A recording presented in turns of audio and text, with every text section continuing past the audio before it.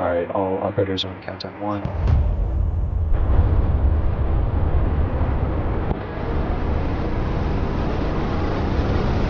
Flight directors go for launch.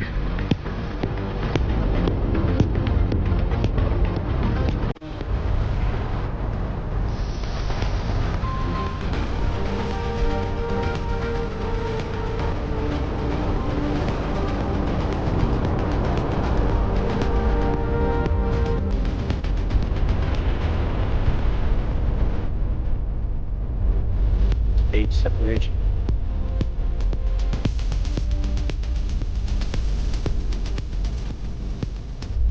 Booster landing burn startup.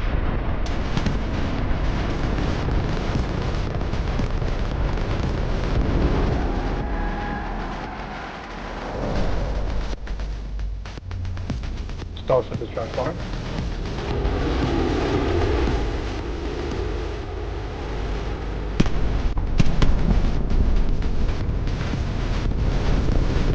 Booster has landed.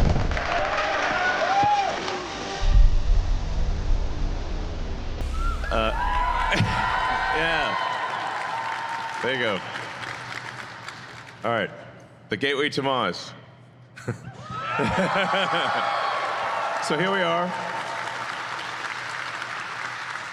Here we are at the newly incorporated Starbase, Texas.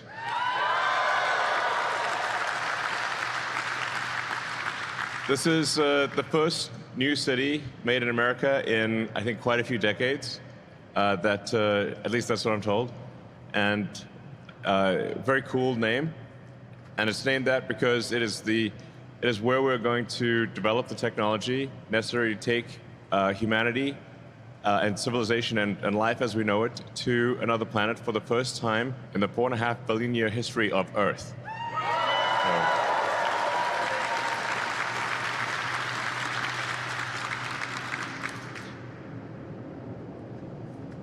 So go with this little video here. This is how it started off, with basically nothing. So Starbase started off as basically a sandbar with nothing. Even those little things we built, obviously.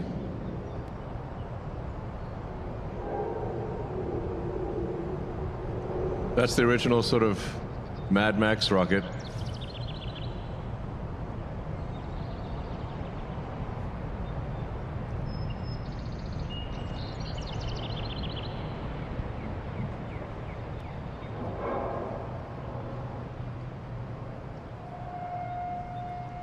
This is where you discover lighting is very important for that Mad Max rocket.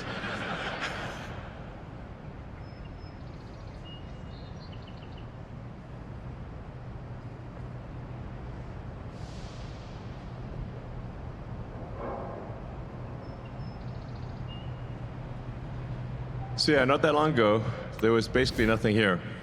And in the space of about 5 or 6 years, thanks to the incredible work of the SpaceX team, we've built a small city. And we've built 2 gigantic launch pads and a gigantic rocket factory for a gigantic rocket. And the cool thing is, for anyone out there who's watching this, you can actually come and visit because our entire production facility and launch site are on a public highway. So anyone who comes to South Texas can come and see the rocket pretty close up and see the factory. And so anyone who's interested in seeing the largest flying object on Earth can come here anytime they want and just drive down the public highway and see it, which is pretty cool. So then we progress to where we are now, Starbase 2025.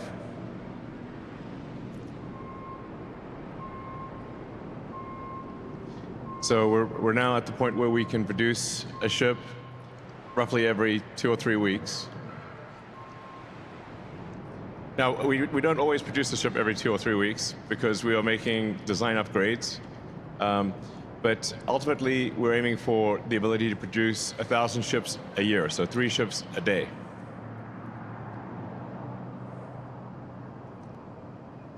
So that's where things are now. I'm standing in that building.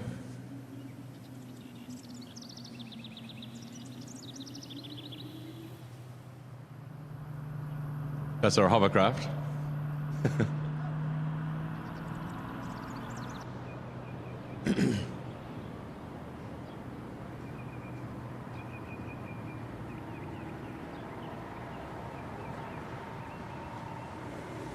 We're driving a booster down the road to the launch site. You can see the mega bays.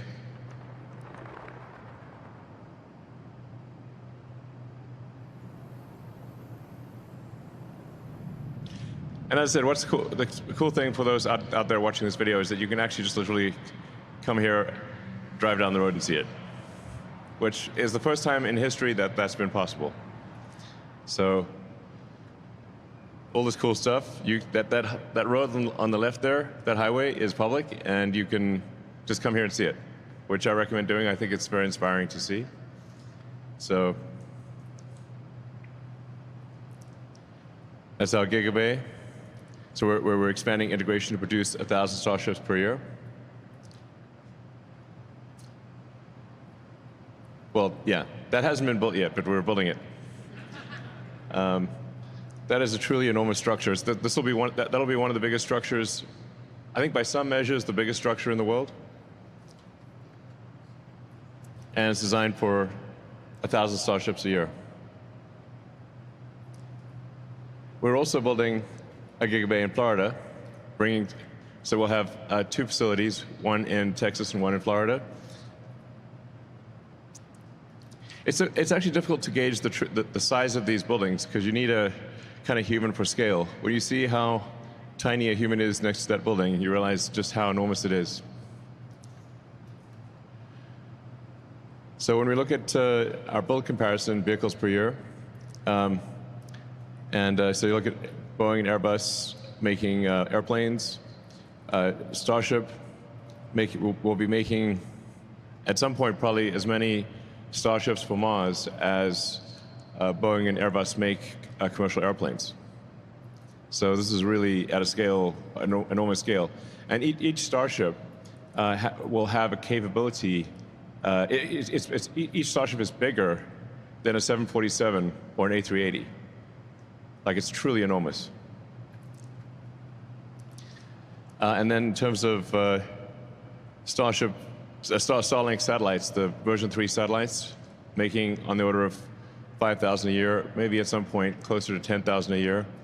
And those Starlink V3 satellites are each the size of roughly a 737. They're pretty big. That compares to the B-24 bomber in World War II. Now, it's still small compared to Tesla. And Tesla will probably be doing, double or triple that volume in the future. So it just puts things into perspective that it is actually possible to build a vast number of interplanetary starships. And even when you can compare things on the tonnage standpoint, Tesla is still, and other car companies are still building far more complex manufactured tonnage than SpaceX, which just really is a way of saying that it's very achievable. Like these numbers, while they are insanely high by traditional space standards, are achievable by humans because they have been achieved in other industries. Progress is measured by the timeline to establishing a self-sustaining civilization on Mars. That's how we're gauging our progress here at Starbase. So with each launch, especially in the early days of Starship, each launch is about learning more and more about what's needed to make life multiplanetary and to improve Starship to the point where it can be taking ultimately hundreds of thousands, if not millions of people to Mars. Ideally, we can take anyone who wants to go to Mars, we can take to Mars. And bring all of the equipment necessary to make Mars self-sustaining, so Mars can grow by itself in a worst-case scenario, getting to the point where the fundamental fork in the road for human destiny is where Mars can continue to grow even if the supply ships from Earth stop coming for any reason. At that point, we've achieved civilizational resilience, where Mars can potentially come to the rescue of Earth if something goes wrong, or maybe Earth could come to the rescue of Mars.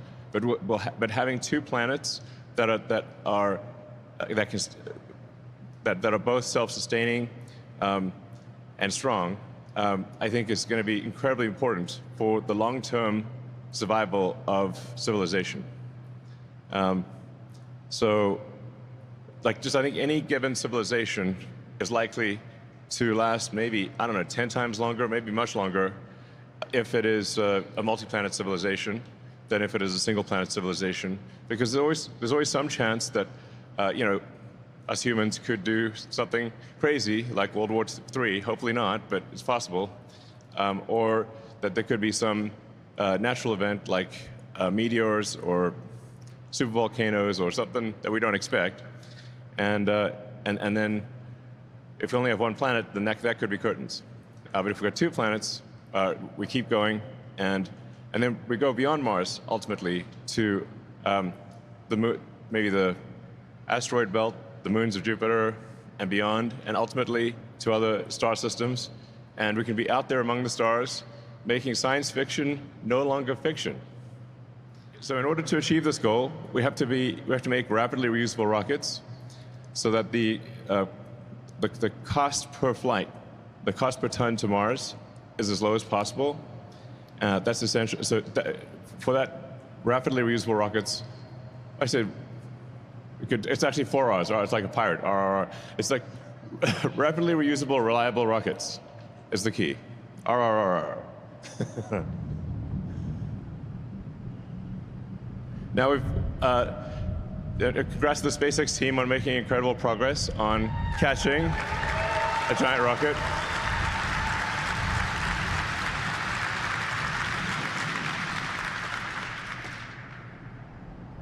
So it's really mind-blowing that the SpaceX team has been able to catch the largest flying object ever made multiple times, using a very novel method of catching it out of the air with giant chopsticks.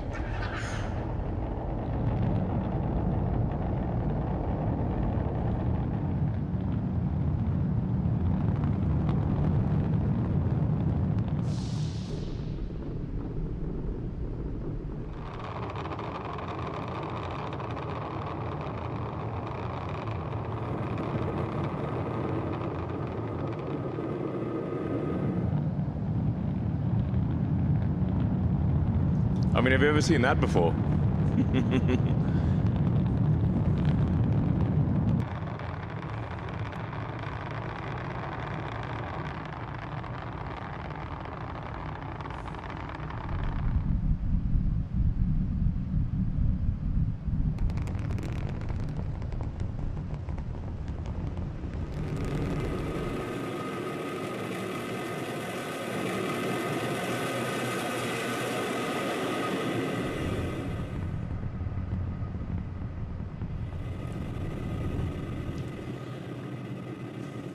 Yeah, congrats again. That was an incredible achievement.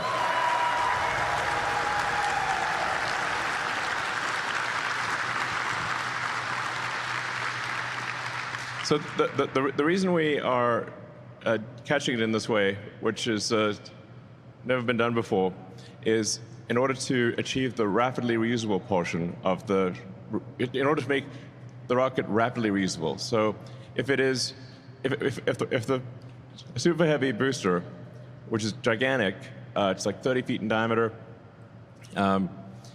If it were to land with landing legs on a landing pad, we would then have to pick it up, stow the legs, and put it back in the launch pad. And it's quite difficult to transport such a large thing. But if we catch it with the same tower that it's used to put it in the launch mount to begin with, that is the best case outcome for rapid reuse. So it literally gets caught by the same arms that placed it in the launch ring, and then it is placed back in the launch ring immediately. So in principle, the Super Heavy booster can be reflown within an hour of landing. So it comes back in about 5 or 6 minutes, one way or another, and then it gets caught by the tower arms, placed back in the launch mount, and then you can refill propellant in about 30 to 40 minutes, and place a ship on top of it, and in principle, refly the entire booster every hour. Maybe every 2 hours to give it a little bit of extra time. But let's just say it's in the limit of rapid reuse.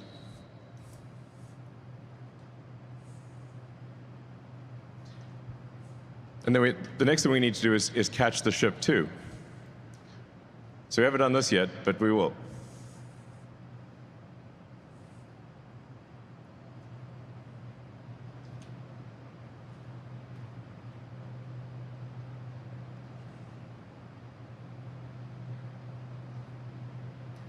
So that's what we hope to demonstrate later this year, maybe as soon as 2 or 3 months from now. And then the ship would be placed on top of the booster, and then again refilled with propellant and flown again. With the ship, it takes a bit longer because it's got to orbit Earth a few times until the ground track comes back over the launch pad. But the ship is also intended to be reflown multiple times per day. This is the new Raptor 3, which is an awesome engine. Big hand to the Raptor team for this. This is very exciting.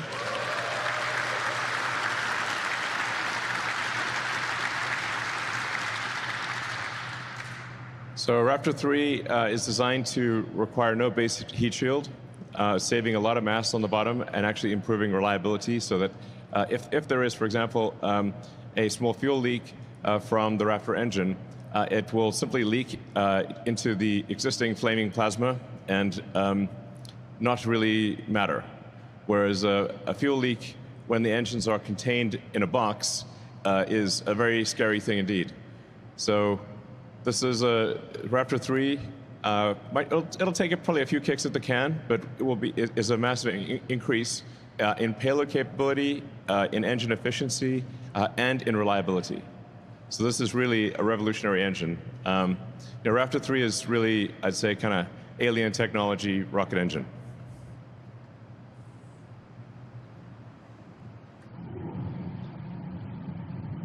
I mean, even industry experts, when we showed a picture of the Raptor 3, said that engine is not complete. So then we said, well, here's the engine not complete, firing at a level of efficiency that has never been achieved before. So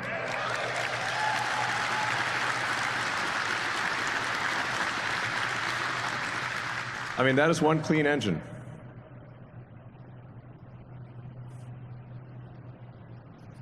So in order to make the engine like that, we had to simplify so many parts of the design, incorporate secondary fluid circuits and electronics in the structure of the engine itself. So everything is contained and protected. It is a marvel of engineering, frankly.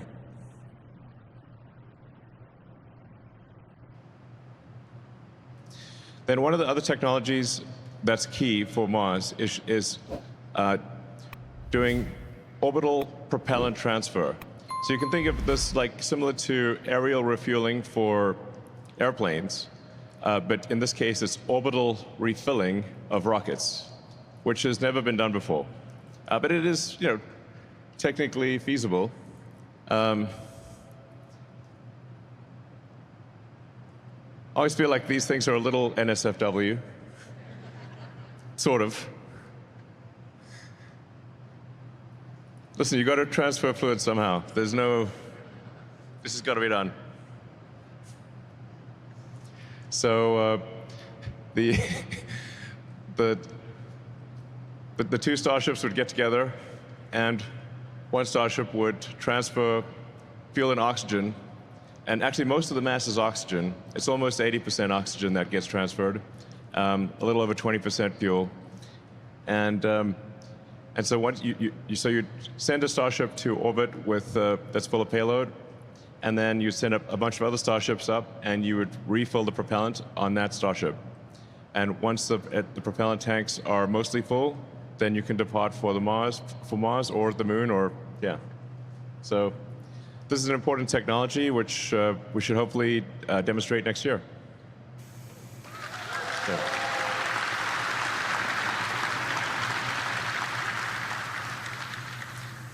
So then with one of the toughest problems to solve is the reusable heat shield. So no one has ever developed a truly reusable orbital heat shield. So it's extremely difficult to do so. Even the shuttle's heat shield required several months of refurbishment, basically fixing broken tiles, testing each tile, and because it's an extremely hard problem to be able to withstand the extreme heat and pressure of reentry. The only things that can really withstand this level of heat are advanced sort of ceramics, basically glass, alumina, some types of carbon, but very little actually can survive the with reusability without eroding or falling off or cracking, can survive the stresses of reentry. So this will be the first time that it's done, that a reusable orbital heat shield is developed, and it needs to be obviously extremely reliable. So this will be something that we'll be working on for a few years, I think, to keep honing the heat shield. It is an achievable thing, so we're not trying to do something that isn't achievable. It is within the realm of physics to get this done, just an extraordinarily difficult thing to get done. And Mars, the Mars atmosphere is carbon dioxide, which at first may seem better, but actually it ends up being worse because when the CO2 turns into a plasma and you actually end up with more free oxygen entering on a Mars atmosphere than on Earth atmosphere. So Earth's atmosphere is only around 20% oxygen, and Mars ends up being basically more than double that, maybe triple that, when you consider when the CO2 becomes a plasma and you get carbon and O2. So that wants to oxidize the heat shield, basically burn the heat shield. So that's why we tested very rigorously in a CO2 atmosphere, because it's got to work not just for Earth, but also for Mars. And we want to use the same heat shield for Earth that we use for Mars, because there are many other factors with the heat shield, such as making sure the tiles don't crack or fall off or anything like that. So we want to have the same heat shield structure, same material on Earth as on Mars, so we can test it hundreds of times on Earth before going to Mars, and be confident that when it goes to Mars, it will work.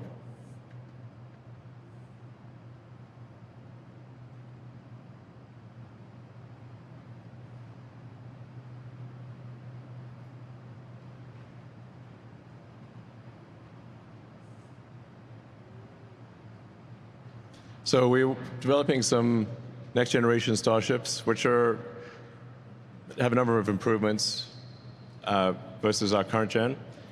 So it's taller, for example, and has a better the interstage between the ship and the booster. You can see that sort of the sort of struts there. That makes it easier for the flame. Like that right there. When doing hot staging, which is when we light the ship's engines while the booster's engines are still firing, the flame from the ship engines can more easily exit through the open struts of the new interstage. And in this case, we'll bring the struts interstage back with us instead of throwing it away. So a little more height here, 72 meters from around 69. Propellant capacity, I think we'll probably push that up a little, maybe 3,700 tons.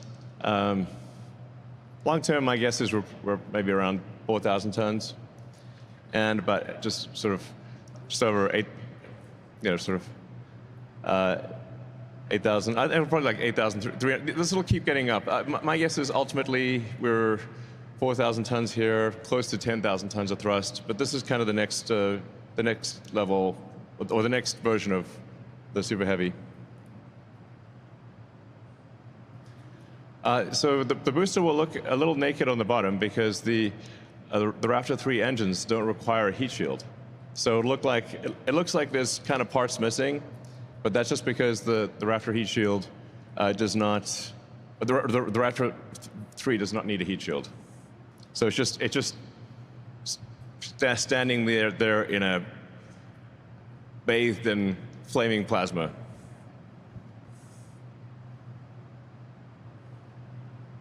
But it's a lot lighter. Yep. Integrated hot stage. I think it looks amazing.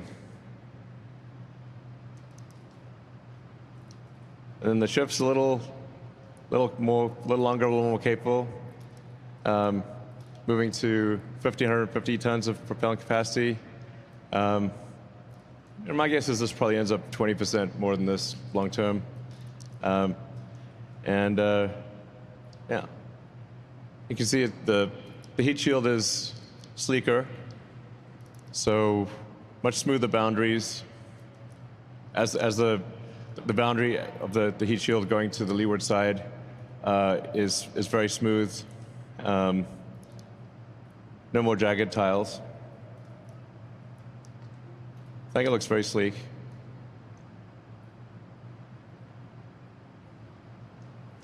And this version we still have 6 engines, but a future version will have 9.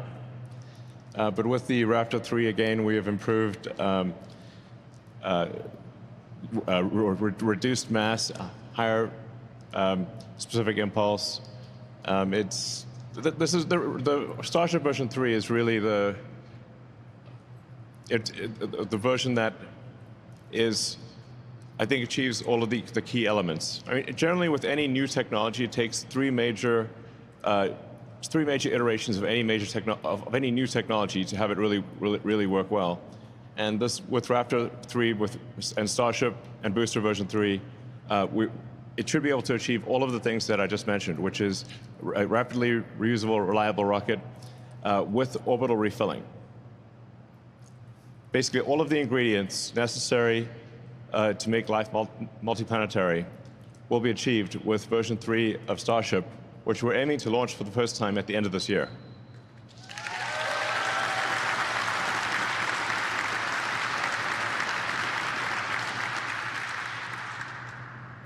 Yeah, so you can see this is kind of where things are on the left, where things will be end of this year in the middle, and as I was saying, kind of where things will be probably long term.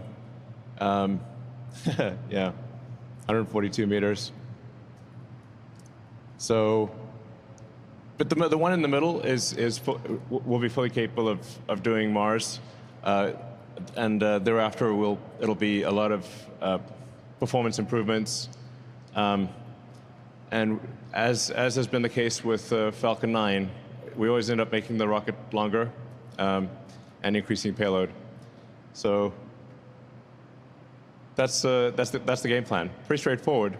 But it's important to emphasize, even with the rocket that we'll be launching just at the end of this year, it will be capable of making life multiplanetary, and thereafter it's just about continuing to hone the efficiency and capability of the rocket and reduce the cost per ton and reduce the cost per person to Mars. And like I said, ultimately make it so that anyone who wants to move to Mars and help build a new civilization can do so. So anyone out there, like, how cool would that be? And even if you don't want to do it, maybe that you have a son or daughter who wants to do that, or a friend who wants to do it. And I think it would be the best adventure that one could possibly do, is to go and help build a new civilization on a new planet.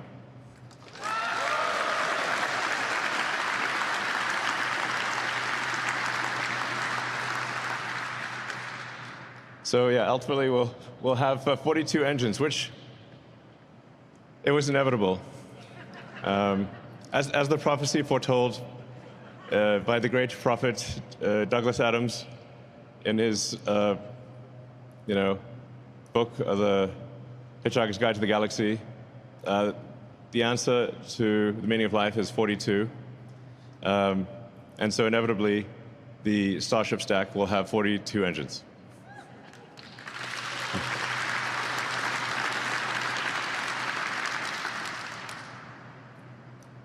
And in terms of payload to orbit, what's remarkable is that it's 200 tons of, Starship will have 200 tons payload to orbit with full reusability.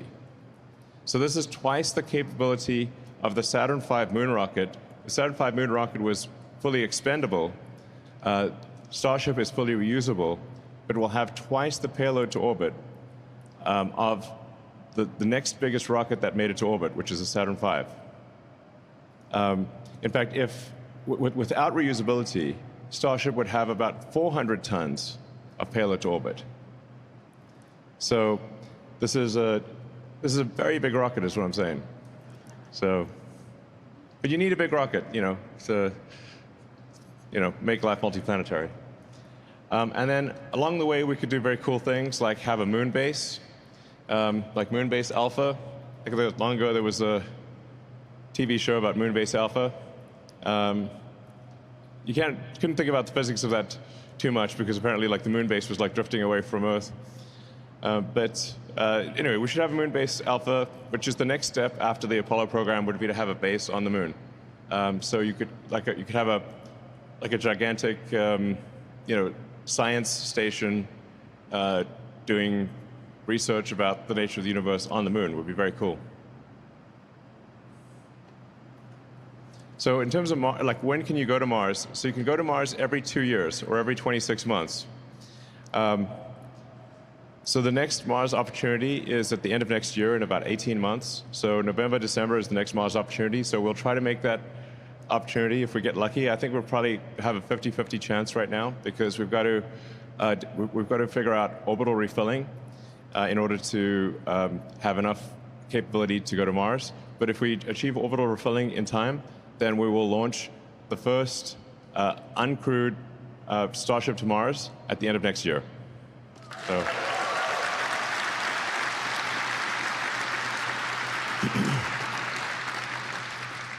So this gives you an illustration of how does a spaceship go from Earth to Mars. So you got blue Earth there and red Mars.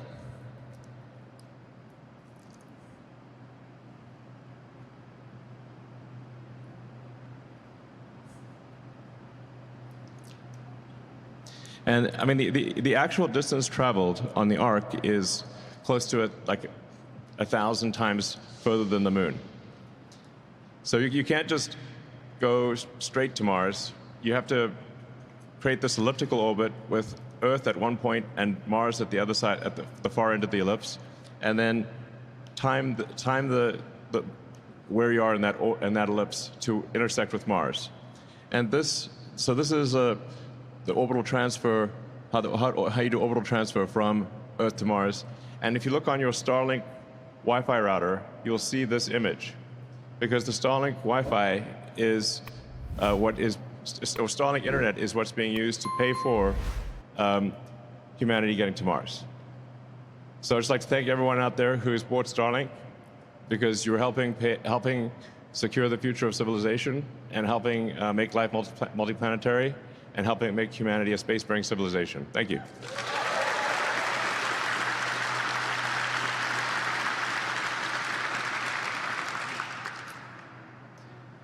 So this is a tentative game plan here, where we're hoping to achieve, where we increase the cadence of flights to Mars dramatically with every launch window. So every roughly 2 years, we are dramatically increasing the number of ships that go to Mars, and ultimately try to get to 1,000 or 2,000 ships per Mars rendezvous. So I mean, as a rough order of magnitude, this is just guesses, obviously, but we need to get about 1 million tons, is my guess, to the surface of Mars to make a civilization on Mars self-sustaining, and getting to that critical point where if the resupply ships from Earth stop coming for any reason, Mars still succeeds. Mars can still grow. And so you can't be missing anything. You can't be missing even like the equivalent of vitamin C or anything. You've got to have everything you need for Mars to grow. That's essential. So my guess is that's about 1 million tons, but it might be 10 million tons. I hope it's not 100 million tons. That'd be a lot.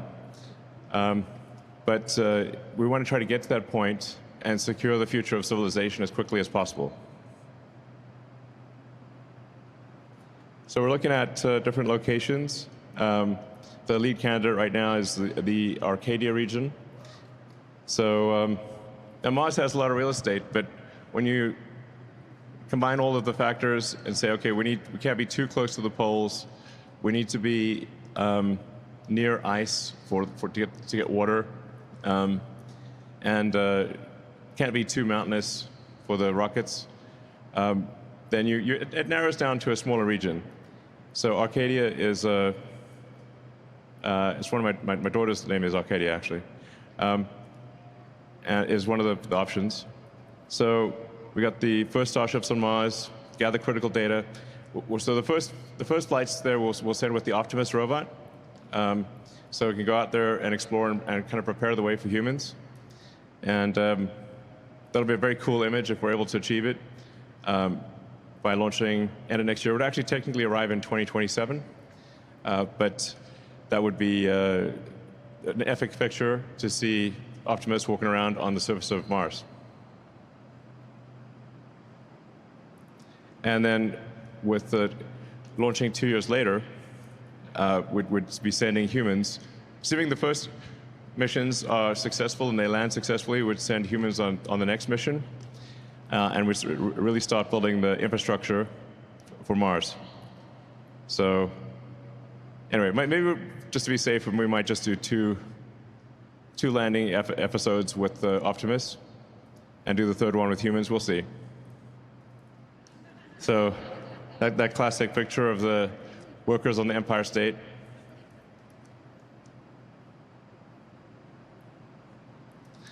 And then for communications on Mars, we'll be using a version of Starlink to provide internet on Mars.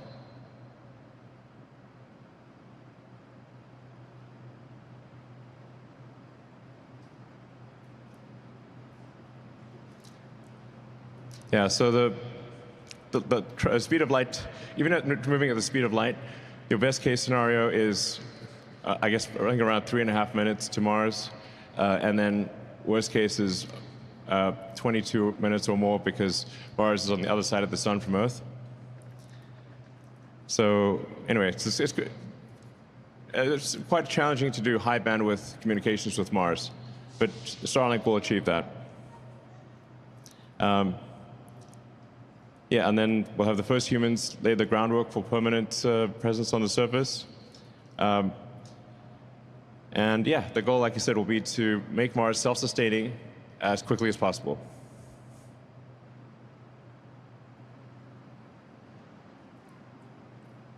So it's just a sort of rough idea of what things will be like with the first city on Mars. My guess is we'll probably put the launch pads a little further away, or the landing pads, just in case. But I mean, for Mars, we're going to need a lot of solar power. Will be, since you can't really walk around on the surface of Mars, at least as yet, until Mars is terraformed to be like Earth. You need to walk around with a Mars suit and be, initially in kind of like glass domes. But it would work, and eventually we can make Mars into an Earth-like planet.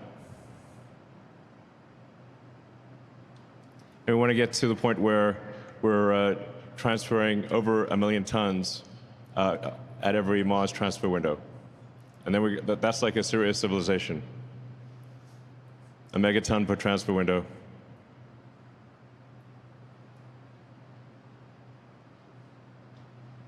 So, yeah. I have a lot of spaceports. I mean, because of the fact that you can't fly there continuously and you have to transfer in these windows, you'd have a gathering of 1,000 ships, or 2,000 ships, or more than that. So we have this kind of like Battlestar Galactica feel where all these ships are in orbit waiting to depart, and then they'd all depart.